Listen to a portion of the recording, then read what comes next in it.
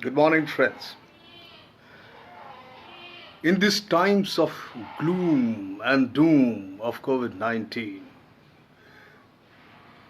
more I speak to people, more I listen to TV debates and all over, there is some sadistic sense of that we are all coming, the life is coming to an end. And a lot of discussions going on. Everybody is apprehensive. So suddenly I remembered an incident. After my last launch of my book, The Tolerance and Unity, The Essence of Prophet Muhammad's Life, launched by His Excellency the Governor of Kerala, Mr. Arif Muhammad Khan. After, the whole lot of electronic and print media press were available there after the launch to interview His Excellency, and thereafter, obviously, the author, and that's me. So there was a lady reporter, very renowned and very intelligent, smart too, surely. After putting me through the routine questions about my past and present, she came to the final and ultimate question. Kansab, what now? You have had a very successful inning in army for almost 4 decades. You written so many books. Now what now? Now, at that particular time, it did not give a very coherent answer on what I plan to do in the years to come. However, since March 2020, in the long, absolute 5 months of lockdown period, and this negative vibes all around, everybody is preparing for as if certain death. This thought was reverberating in my mind, and I understood something which I felt,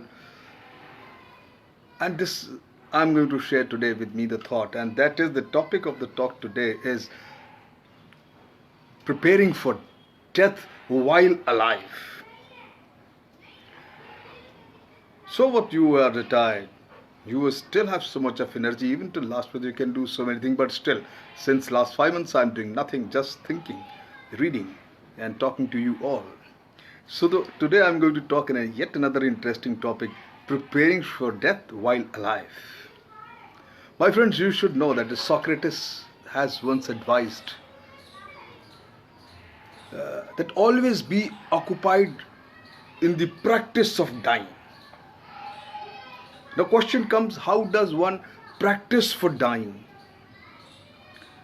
After having read so many books and talking to intellectuals and enlightened people, I could find an answer in Dalai Lama's book, The Endless Road.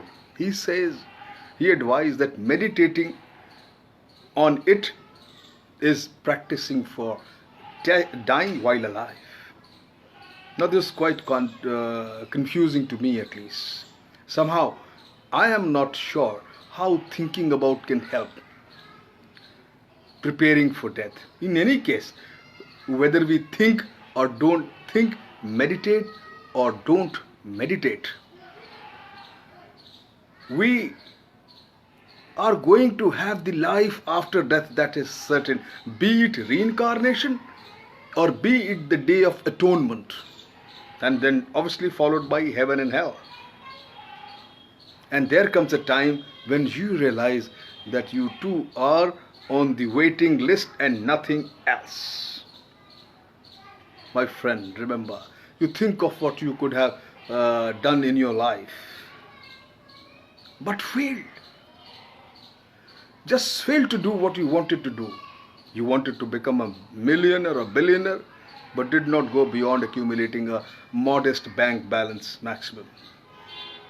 You wanted to become a Prime Minister of India, renowned politician, or a champion of tennis, great golfer, great rider, cricketer, athlete, etc., whatever. But suddenly you realize you did not get beyond being a part of a second 11 of your college team. So what?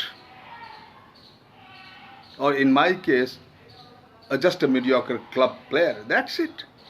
So what? To my friend, so my understanding says, when you start preparing for death while alive, so the very first thing you must do is to get through, to get over thoughts, meditation, or just pondering, is the feeling of regret over your all failures in life, or what you could not achieve.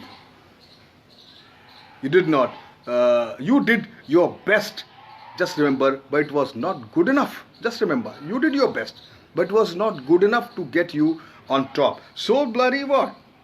It's just fine. Your attempt was perfect and fine. Another equally important is to get over the sense of guilt for having wronged other people. Every one of us causes hurt to someone or the other in our lives. It's certain. The wrinkles in the mind, the tortures in the mind, it is advisable to make amends by expressing regret. Do that. Having peace of mind should be a person's top priority in the final years of life,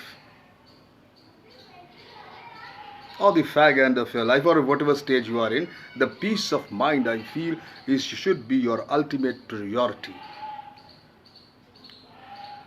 Prayers, pilgrimages, and religious rituals are certainly not as effective as candid confession and seeking forgiveness. Try this. There also comes a time when you begin to regard your body as no more than something which encases your real self, like an envelope that contains a letter with a vital message. The body will perish surely when the envelope is torn open. Will anything survive after the body is gone? Will the letter inside the envelope ceases to exist? I do not have answer to these questions. Maybe some priest, Pandit, Malvi, or religiously enlightened people may have it. And none of the answers given by the people who believe that something of us survive after that makes sense to me, at least. Absolutely. There are more than, I would say, 4,000 registered religion and more than 3 lakhs caste and subcaste and everything. Everybody has got their own scripture, their own prophet, their own thought of life after death. Who is right? Who is wrong? You decide for yourself. All I hope, my friend, is that when death comes to me, it comes swiftly, without much pain, like fading away in a sound slumber, deep sleep. Till that time, I will strive to live as full a life as I did in my youth or younger days. I'll be full of life till end, I assure you. My inspiration, my friend, comes from Dylan Thomas' immortal lines. Do not gentle into that good night. Old age should burn and rage at close of day. Rage and rage against the dying of the light. My friends, one should prepare oneself to die like a man. No mourning, no groaning, no crying, no reprieve. Allama Iqbal puts it beautifully. I don't think anybody could ever say as succinctly, as beautifully as Allama Iqbal said. Nishane mard momin baat goyam, chu marg ayat tabassum bar labe ost. It's in Persian. It means, you ask me for signs of a man of faith. When death comes to him, he has a smile on his lips. My dear friend, smile and live life fullest. Everything comes and passes, and this too shall pass. Thank you very much.